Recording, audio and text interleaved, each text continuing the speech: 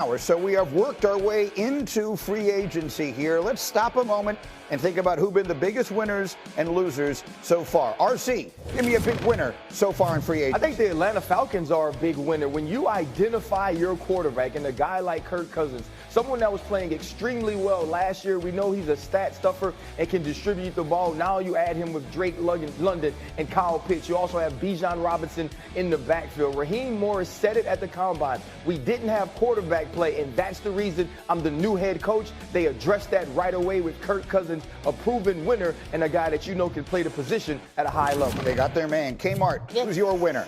It's the Green Bay Packers. Look, they've got Aaron Rodgers' $40 million dead money cap off the books, and they are spending, and I love it. Not only did they get Josh Jacobs, a guy who a few years ago led the league in rushing, they also got the top safety on the market, Xavier McKinney. All these moves around their young, cheap, talented quarterback. Watch out for the Packers. I completely agree. Lewis, let's go to the other side. Who to you has been one of the big losers so far? Well, I say Dallas right now simply because they've said that they're all in, but we just don't know what that looks like. What does that mean? Like Dak's contract still needs to be renegotiated. It still needs to be extended. CD still needs to have his contract taken care of. Micah still needs to have his contract taken care of. They still need to address the running back position. When's that going to come? Look, it's a long off season. They still have time. But as of right now, I don't think we have any more clarity than when we began this free agency period at what all in means. And then for me, I'm going to say that there is one individual who unfortunately has been the biggest loser in all of this, and it's Justin Fields, a kid who, if you watch this show, you know I love and believe in, and yet 31 NFL teams are telling me they disagree with me. I have been flabbergasted at the way this thing has turned out. But as it stands now, it does not appear he's going to get a chair when the music stops in this game of quarterback musical chairs, which led former Bears offensive lineman Kyle Long to share some interesting thoughts on the quarterback situation in Chicago. I understand the sense of it. Here's what he said. You retain Justin Fields, you keep him. You also draft Caleb Williams. You get two quarterbacks for cheap. At some point during the season, somebody's going to come knocking on Ryan Poles' door because they will have an injury in their own building. They will need a quarterback that's ready, an explosive, dynamic option, and that's Justin Fields. So he brings up the idea. Chris Canty joins us from Unsportsmanlike on ESPN Radio. I'll come right to you, but I want to just get Lewis on that quickly because, again, if you're sitting in Ryan Poles' chair and you're just not getting anywhere near the caliber of offers for Justin Fields that you believe he is worth as an asset, do you hold on to him and continue to wait? Look, I think there's a number of reasons why you don't. Number one, look, you're trying to build something in Chicago, both in terms of culture and in terms of improved play on the football field, especially at the quarterback position. So now you want Justin Fields, a guy who you said, I'm going to do right by him. I want to make sure that he gets to a place that, that is good for him and that we can all move on here and we all get what we want. So now you're just going to hold on to him and let him sit there. He's not going to take any reps. You're going to be trying to get Caleb Williams ready to go, and you're just going to go ahead and foster a quarterback room that is just absolutely dysfunctional in terms of, look, these guys are going to be sitting there staring at each other going, what the hell are we even doing here? So now you also think that some team's going to become so desperate that they're going to trade for and give you a bounty for someone who has taken no reps all off season, who you already had questions about whether or not he was ready to be a primetime player in the first place. Otherwise, someone would have traded for him already. So now he's going to be sitting on ice all off season, all during training camp, hell, maybe during the regular season, according to this philosophy. And then some team's going to jump up and go, hey, we'll give you a 2 for him. But he hasn't taken any reps, and we had questions about him last year anyway. It doesn't work like that. They're just going to have to eat this one.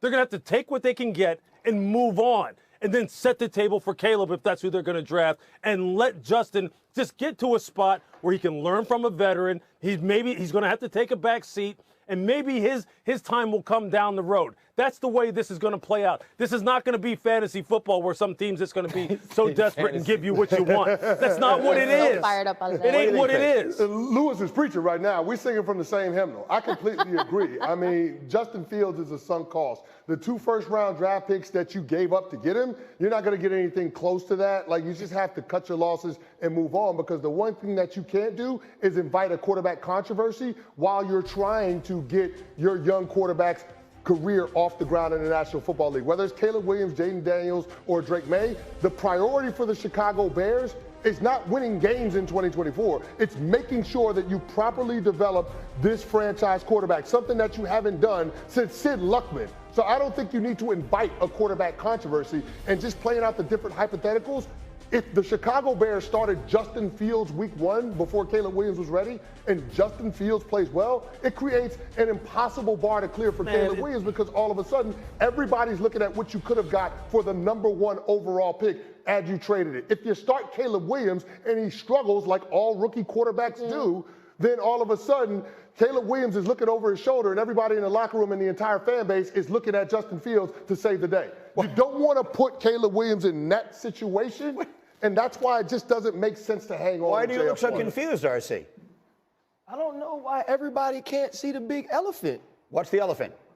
What if they ain't going to draft Caleb Williams at all? What does that mean? Haven't we been talking about the evaluation process? The draft didn't happen. I don't know that Caleb Williams has signed a contract. Has anybody called Caleb Williams and say, hey, Caleb Williams, the Chicago Bears are drafting you #1 overall. Are you ready to come to Chicago? Do you want us to take you to see the beam? Nobody ever said that. The beam. Nobody. He is not listening to Drake singing songs about being in Chicago because the chick left him. What if Justin Fields is going to be the only first-round quarterback in the room? What if Justin Fields is going to be the starter and they aren't going to draft the quarterback and they're going to trade away the #1 pick? Why can't that happen? Why are we so shocked? Maybe Justin ain't been traded because they don't want to trade him. Is that possible? Is that very possible? It is possible. Yes, my dear. It is possible. It is likely. Is it likely? No. But I like where RC's going. It's a reason. Here's another reason, though. There is a market for Justin Fields. And here's one reason why it may not be public yet.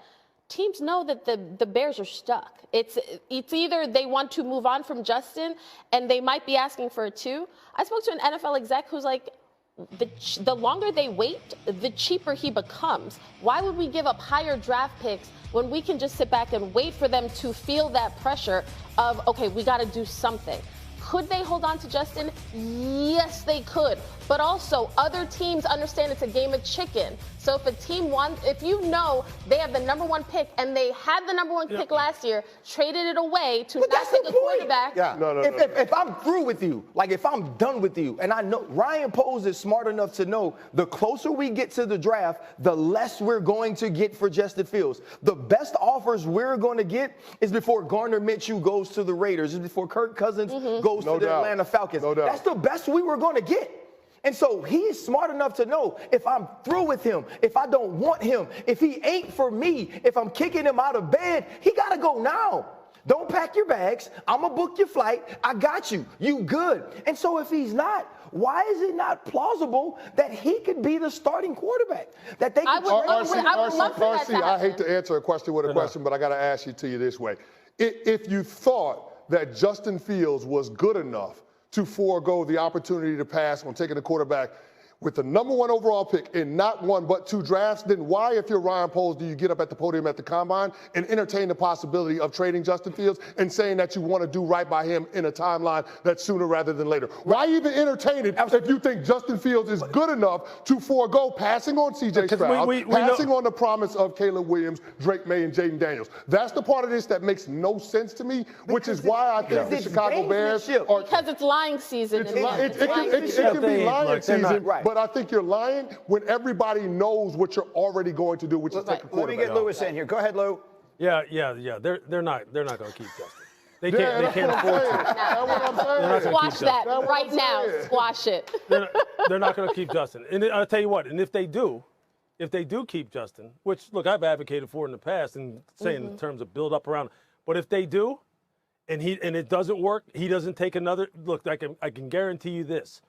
With the quarterbacks that they've already passed on, that have turned out to be good players, and the fact that, look, if Caleb Williams and Jaden Daniels and Drake May and J.J. McCarthy and all these guys wind up being better quarterbacks, I can promise you, Ryan Poles already knows the writing's on the wall. I will never sit in another GM seat for the rest of my life. And don't think for a fact that is not something that is weighing on him. It is. He's got to play this right. He has to play I think right now, look, he knows that with every passing day, the price is going down on Justin. He knows that. He knows that. And look, it's just not, it just doesn't make sense. Look, if I'm a general manager on another team, I want my quarterback in-house now. I don't want to wait until August, especially for a guy like Justin Fields, who I know needs some rehabilitation, so to speak, and needs to be in my system right now in order for me to get out of him what I want, if I want him to be a starter. Yeah. See, that's the thing. People aren't looking at him as being a starter this year. That's why I'm saying Ryan's going to have to cut bait, get what he can for him. Justin's going to have to kind of come to grips with the fact that he's probably not going to start this year. And he needs to find the best place for him for the future. I think that's how it plays out. I think that's where we have arrived. I'm going to lose Canty, so let me just ask you the final question. Give me a team. What would be the best case scenario here for Justin Fields? If you're him, if you're advising him, if he called you up and he was like, Chris, I can't believe this is the situation I'm in, but this is where I am. What's the best thing that could happen to me now? What would you tell him? Well, I think going to a functional franchise where he can sit behind a professional quarterback and develop. There's a lot of bad that Justin Fields has to unlearn. And so the 3 spots that I've circled, Seattle Seahawks, the LA Rams, and the New York Giants, all have incumbent starters and all have question marks about what they're doing at quarterback beyond 2024. So I think any of those spots make sense. But just to bring it full circle, what Kyle Long said about waiting for the opportune time to trade somebody because of injuries, Chicago Bears should have did that last year. Week 4, Week 5, Justin Fields combined for 700 yards of offense, 8 touchdowns to only 2 turnovers. They should have traded high when all of these other teams in the NFL had questions about what they were going to do with injured quarterbacks. 66 different starting quarterbacks last year. They should have traded them then instead of waiting until now. All right, that's a whole other interesting way to look at it. Unsportsmanlike every single weekday morning, ESPN Radio. You're the best, big fella. Thank you. By the way, Champ Week continues